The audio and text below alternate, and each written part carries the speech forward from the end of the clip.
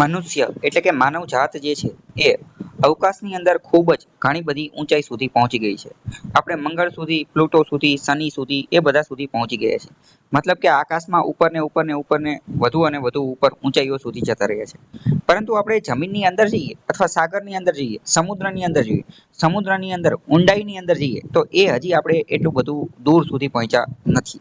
આપણે સાગરની અંદર, સમુદ્રની ઊંડાઈની અંદર જેટલું રિસર્ચ, સંશોધન થવું જોઈએ એટલું થયું નથી. ભારતની અંદર પણ અને વિશ્વની અંદર પણ. અત્યારે આપણે ભારતના સંદર્ભમાં વાત કરીએ કે ભારતની યુનિવર્સિટીઓ હજી સમુદ્ર આધારિત જે રિસર્ચ, સંશોધન જે થવું જોઈએ એ એટલું થયું નથી. સમુદ્રની જે પ્રકારની જે શોધ થવી જોઈએ એ થઈ નથી. સમુદ્રનું સિગ્નિફિકન્સ જોઈએ, મહત્વ જોઈએ તો એ ખૂબ જ વધારે છે. ભારતની આપણે વાત કરીએ ને તો ભારતનો જેટલો દરિયાઈ વિસ્તાર જે છે એટલો જ જમીન વિસ્તાર છે. એટલે કે જમીન વિસ્તાર અને દરિયાઈ વિસ્તાર બેયનું પ્રમાણ જે છે એક સમાન જેટલું છે. પરંતુ આપણા 80% રિસોર્સિસ, 80% જેટલા સંસાધનો જે છે એ સમુદ્રમાં છે અને એ 80% સંસાધનોને એક્સપ્લોઇટ કરવા માટે આપણે કોઈ વ્યવસ્થિત રિસર્ચ, પોલિસી, કામ ધંધો એની માટે જે રેગ્યુલેશન્સ જેટલા પ્રમાણમાં કામ કરવું જોઈએ એટલું આપણે કરેલું નથી.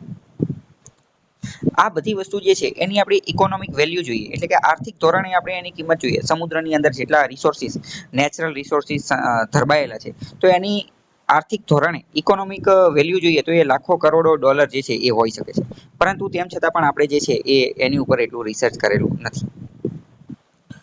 આ જે મહાસાગર જે છે, સમુદ્ર જે છે એ ઘણું બધું કામ કરતા હોય છે. પહેલા તો અહીંયા ઘણી બધી બાયોડાયવર્સિટી જોવા મળતી હોય છે. સમુદ્રની અંદર ઘણી બધી એક નવીન જ પ્રકારની સજીવ સૃષ્ટિ જોવા મળતી હોય છે. કોરલ રીફ અને આ ઉપરાંત એમની અલગ જ પ્રકારની ફૂડ ઇકોસિસ્ટમ જે છે જોવા મળતી હોય છે. બીજી મોસ્ટ ઇમ્પોર્ટન્ટ વસ્તુ હોય તો સમુદ્ર જે છે એ ગ્રીન હાઉસ ગેસના સંચાલનમાં પણ મહત્વની ભૂમિકા અદા કરે છે. કાર્બન સ્ટોરેજ તરીકે જે છે એ ગ્રીન હાઉસ ગેસના સ્ટોર કરવા માટે સમુદ્રનો ખૂબ મોટો ફાળો જે છે રહેલો છે. સમુદ્ર જે છે, સમુદ્રના પાણીની અંદર ઘણો બધો કાર્બન જે છે એ સ્ટોર થયેલો છે. આ આર્ટિકલની અંદર લેખક એવું કહે છે કે ભારતની યુનિવર્સિટીની અંદર અલગ અલગ ભવન હોય છે, જેમ કે ઇતિહાસ ભવન, ભૂગોળ ભવન, તો આવી રીતે અલગ અલગ ભવન હોય છે. પરંતુ સાગર ભવન કેમ નથી? સાગર રિલેટેડ જે પ્રકારનું રિસર્ચ થવું જોઈએ એ આપણી યુનિવર્સિટીમાં કેમ થતું નથી? સાગર ભવન જે છે એ પણ એક પ્રકારની વસ્તુ હોવી જોઈએ. સાગરની અંદર બહુ ખતરનાક વસ્તુ હોય છે. પૃથ્વીની આપણે સૌથી લાંબી પર્વતમાળા જોઈએ તો એ છે મિડ ઓશિયન રીજ. આ મિડ ઓશિયન રીજ જે છે એ 65,000 કિલોમીટર લાંબી છે. તમે વિચાર કરો કે 65,000 કિલોમીટર લાંબી અને આ જે મિડ ઓશિયન રીજ 65,000 કિલોમીટર લાંબી એ પણ સમુદ્રની નીચે જ આવેલી છે. સમુદ્રની નીચે આપણે જોઈએ ને તો અલગ અલગ ઘણા બધા 30 લાખ જેટલા જહાજ જે છે એનો કચરો, એનું ભંગાણ જે છે એ પડેલું છે અને એ બધાની અલગ અલગ સ્ટોરી છે. આપણે ચંદ્ર અને મંગળ ઉપર પહોંચી ગયા પરંતુ આની ઉપર જેટલો રિસર્ચ જે છે થવું જોઈએ એ થયું નથી. મેં કીધું એ રીતે કે સમુદ્રમાં ભારતની વાત કરીએ તો આપણે 80% સંસાધનો જે છે, 80% નેચરલ રિસોર્સિસ એ સમુદ્રમાં છે. પરંતુ એનું જીડીપીમાં યોગદાન માત્ર અને માત્ર 4% છે. એનો મતલબ શું કે આપણે એને જે પ્રકારે જેટલી રીતે એક્સપ્લોઇટ કરવા જોઈએ એ આપણે કરેલા નથી. ભારત જે છે એ વર્લ્ડની થર્ડ મોસ્ટ લાર્જેસ્ટ ઇકોનોમી, ત્રીજી સૌથી મોટી ઇકોનોમી બનવા તરફ આગળ વધી રહ્યું છે. તો આવા કેસની અંદર આપણે સમુદ્ર કિનારો જે છે એની ઇકોનોમિક વેલ્યુને એક્સપ્લોઇટ કરવી જોઈએ.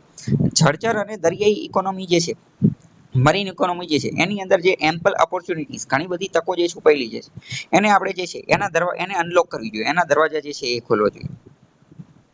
દરિયાની આપણે વાત કરીએ તો દરિયા સાથે કઈ કઈ વસ્તુ જોડાયેલી છે તો કે મત્સ્ય ઉદ્યોગ એટલે કે ફિશરીઝ ઇન્ડસ્ટ્રી. દરિયાની અંદર ઘણા બધા મિનરલ્સ જે છે એ જોવા મળતા હોય છે.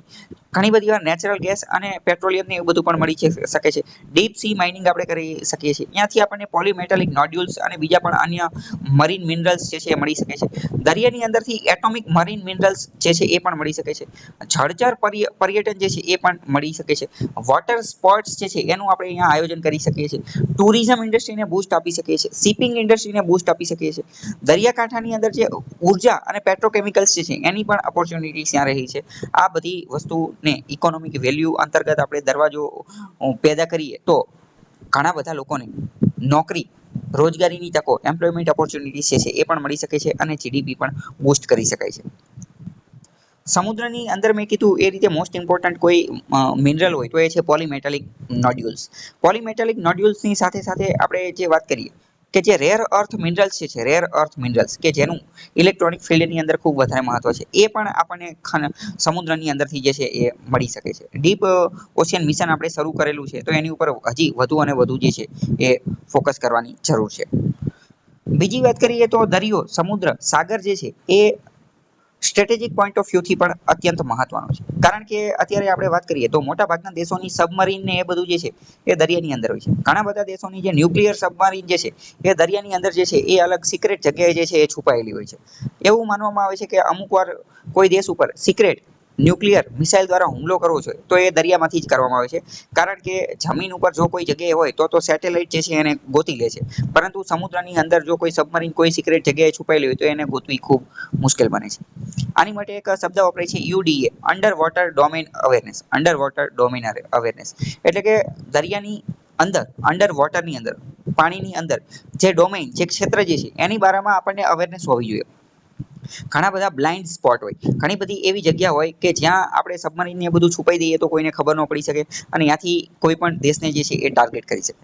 આ યુડીએ, અંડર વોટર ડોમેન અવેરનેસ નામનો શબ્દ જે છે એ કોલ્ડ વોર, શીત યુદ્ધ દરમિયાન જે છે એ ખૂબ ચર્ચામાં હતો. એ સમયે શું થયેલું હતું તો કે યુએસ નેવીએ રશિયન સબમરીન ઉપર નજર રાખવા માટે જે છે એ એટલાન્ટિક મહાસાગરની અંદર જે હાઇડ્રોફોન નેટવર્કની સ્થાપના કરેલી હતી. અંડરગ્રાઉન્ડ, અંડર સી, સમુદ્રના પેટાળની અંદર, સમુદ્રની અંદર જે છે એ અમેરિકાએ રશિયા ઉપર સ્પાઇંગ, જાસૂસી કરવા માટે જે છે એ અંડર વોટર આખું એક હાઇડ્રોફોનિક નેટવર્ક જે છે એની સ્થાપના કરી હતી. સબમરીન ટેકનોલોજી જે છે એ પણ સ્ટ્રેટેજિક પોઈન્ટ ઓફ વ્યૂથી, ડિફેન્સના પોઈન્ટ ઓફ વ્યૂથી અત્યંત મહત્વની છે. જેમાં પણ જે છે એ સમુદ્રનું યોગદાન રહેલું છે. અહીં લેખકે ખૂબ સારું સજેશન આપેલું છે કે ભારતની અંદર આપણે જેવી રીતે સ્માર્ટ સિટીઝ બનાવેલા છે તો એવી જ રીતે સ્માર્ટ મરીન ઝોન્સ પણ બનાવી શકાય છે. જેવી રીતે સ્માર્ટ સિટી છે તો એમ દરિયાની અંદર પણ સ્માર્ટ મરીન ઝોન બનાવી શકાય છે. સ્પેશિયલ ઇકોનોમિક ઝોન બનાવેલા છે એવી રીતે મરીન ઝોન જે છે એ પણ બનાવી શકાય છે અને એની અંદર ટેકનોલોજીને સમૃદ્ધ કરી અને દરિયાઈ પ્લાનિંગ, દરિયાઈ આયોજનને એ બધું વ્યવસ્થિત કરવું જોઈએ.